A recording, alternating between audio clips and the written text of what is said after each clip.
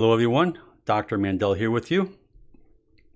Hope you're having a pleasant day or night, regardless of where you are. Today's topic is going to be all about how to lower blood pressure naturally. Yes, it's the timing is definitely different right now. We are live here broadcasting through YouTube. We are streaming, notifications are going out.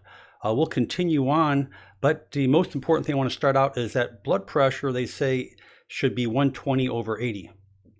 Well, when I went to school, they said under 140/90 is normal. And obviously, things have changed so much today that now they're saying, okay, if you're 130/85, you're considered borderline high blood pressure. Now, I want you to think back in the 1980s, cholesterol was 300 and something, 340 at one time, or 320, I don't remember what it was way over 300 and was considered normal. Then obviously the pharmaceutical markets came on and say, hey, we're not selling medication. We better lower the standards of cholesterol to put people on statin drugs. That's what's happening with blood pressure today. People have still normal blood pressure for them, and they're taking blood pressure medication. But this topic here is going to be I'm going to go through this real quick. So regarding what I just said, you can make up your own minds pertaining to how this world works when it comes to the big pharmaceutical market trying to sell us things that we need to take that obviously we don't take. We went into this on cholesterol and all different kinds of things, but instead of knocking them, let's just go right into this. Very important. Blood pressure. We know that there are many things that can cause it. African Americans have the highest source of blood pressure, hypertension. Family history would actually add to your history of having it. Obesity is a very big thing. Sedentary diets high in sodium, trans fat, saturated fat, and sugars. So number one, sugars. That's one of our things. Got to bring our sugars down. You could bring sugars down, your blood pressure goes down.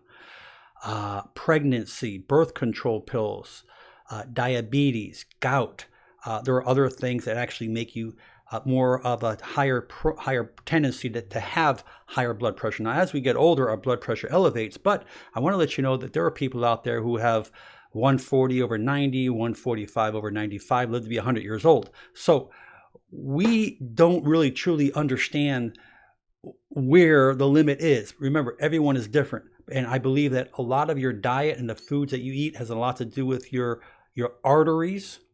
And that has a lot to do with how your body reacts and how it heals and how it pumps blood and how it stretches. So let's go into a little bit about some facts here. I want to go into some really important remedies. And I'm going to go through this real quick, then I'll touch on some important things after. But one thing I want to state about blood pressure. Exercise is a must. Keeping stress down is a must. Meditation is a must. Drinking lots of water and fluids is a must. You must find a type of exercise that you enjoy. Maybe walking, riding a bike, swimming. You must find some type of exercise. Exercise lowers blood pressure and takes away stress. Stress increases cortisol and epinephrine, causing constriction of the vessels, making the heart pump harder. And obviously, the more the heart has to pump harder, that raises the blood pressure, can lead to kidney disease, can lead to enlargement of the heart. It can lead to stroke, can lead to heart attacks, and we know that. So it is important to maintain what we say a normal blood pressure for you. Now, your blood pressure may not ever be 120/80. Mine isn't. Mine goes up and down. It fluctuates. But we have to find a normal pressure for you. Now, the first thing I want to state is that when you apply these tips I'm going to give you, and what's going to be beautiful about this, I'm going to give you lots of tips. And you're going to take some that you think that will benefit. And I advise you to check your blood pressure. And if you are on blood pressure medication, I advise everyone out there to consult with their doctor and say, listen, doc, I'm taking these foods, these natural supplements. I notice my blood pressure is going down, and I know that I'm on medication. I want to maybe diminish it. Your doctor would love to diminish your medication. So I want you to communicate. Very, very important. First thing is garlic. Garlic has allicin in it. It's great for lowering blood pressure. It causes vasodilation. Garlic is one of my favorite. It's so healthy. A clove, you can get supplements. There's all different ways of taking it. but garlic is like a magic herb. It has blood thinning properties. It just does wonderful things for you. So I highly recommend garlic as much as you can, a few times a week. Put it in your food, in your veggies, whatever you want to do. You will love it and you will feel really good. Carrots is another one, great antioxidants. Carrots has electrolytes, potassium. Potassium works as a natural diuretic, so people who retain fluid. As we say, you must keep the salt low. Restrict the salt intake. Okay, I know I'm changing the topic, but while I'm on this, but the good thing about it is potassium counteracts the effects of sodium. So in other words, when you are retaining fluid from sodium, start drinking more carrots or taking more potassium like bananas, and you'll notice that you'll start getting rid of your excessive sodium.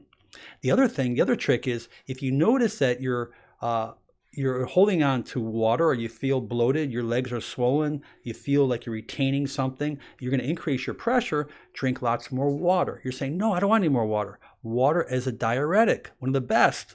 So try that. I think it will really help you. Tomatoes is another great one, great antioxidants. It helps lower blood pressure. It has lycopene.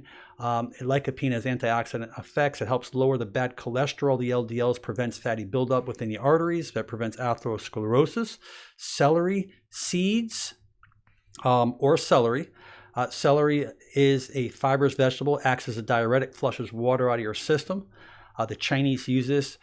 There are celery seeds that you can actually boil a certain way, which you can look on the internet.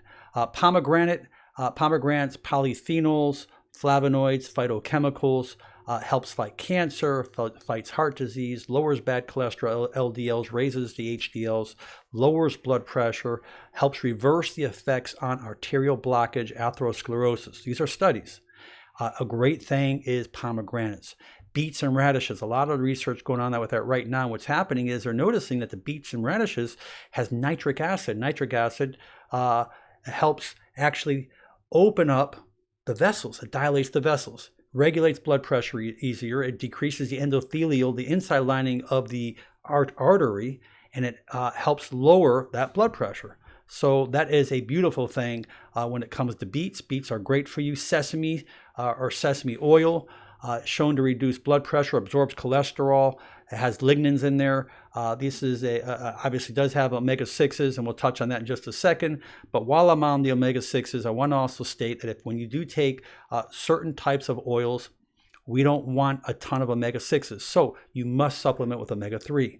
Your salmon, your fatty fishes.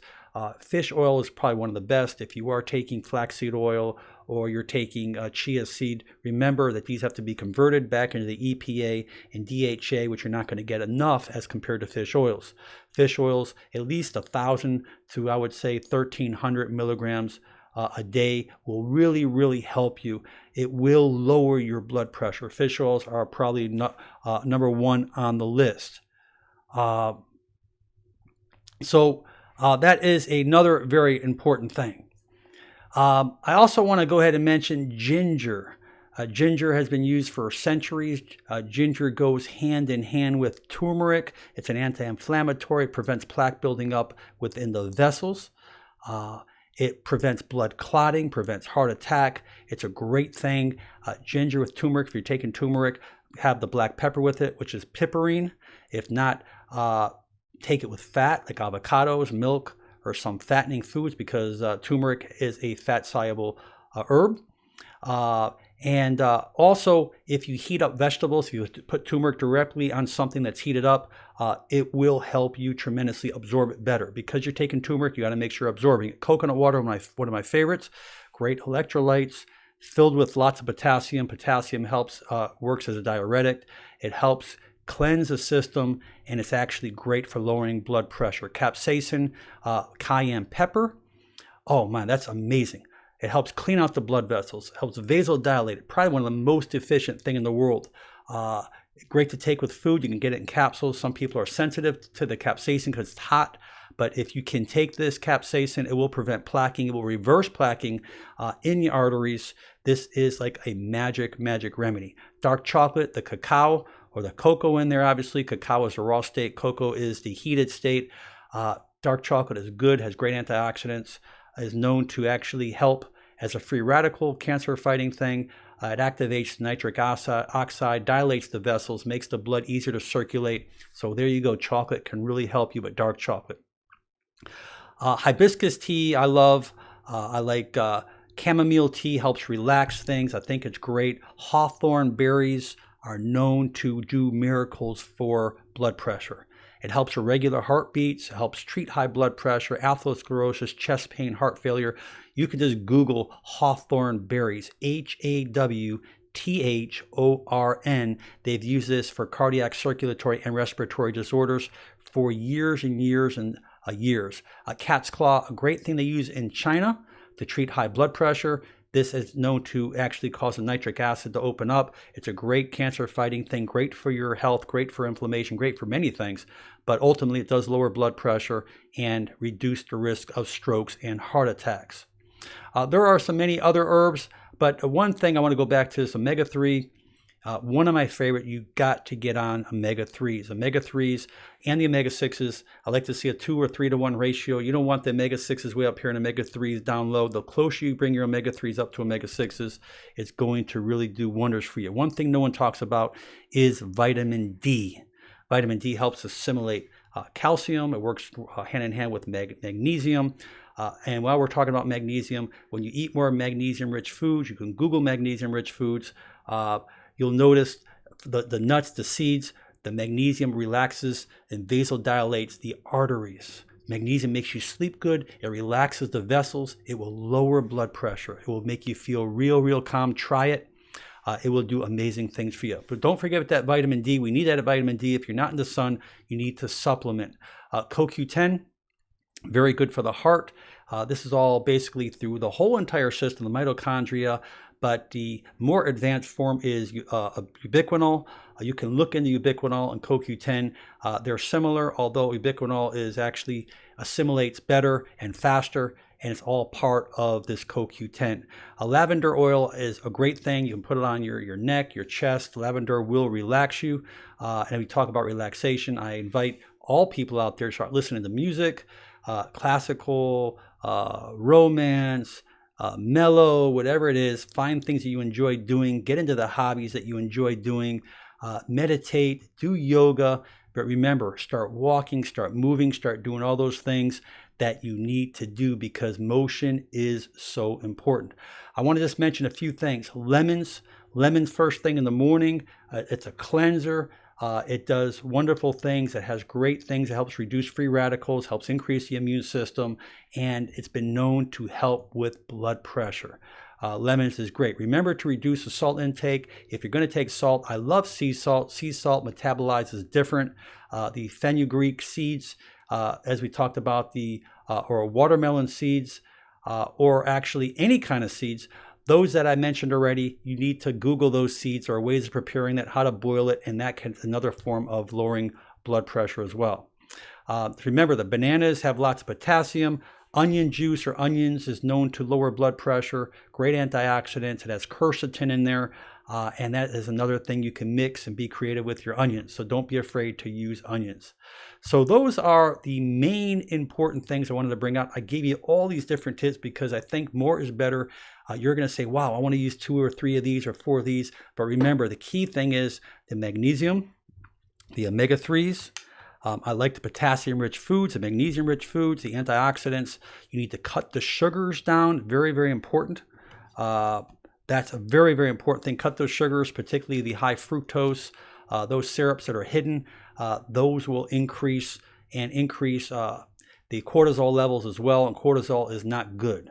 So I hope that you will share this video. I really appreciate the chatters, you being here with me. It's actually really late at this time of the night, but I really appreciate you being here. I ask you to subscribe, get the cutting edge. We continue to dig for the most cutting edge information on nutrition. Great self-help videos I have on my channel, hundreds of them. I'm a chiropractor with a background in nutrition, but I have hundreds of self-help videos with forward head posture, rounded shoulders, computer, text neck, herniated disc, shoulder pathologies, rotator cuff, knee conditions. I have lots of great stuff to share with you. Go through my channel, take whatever videos you like, share them on your websites, and just educate people.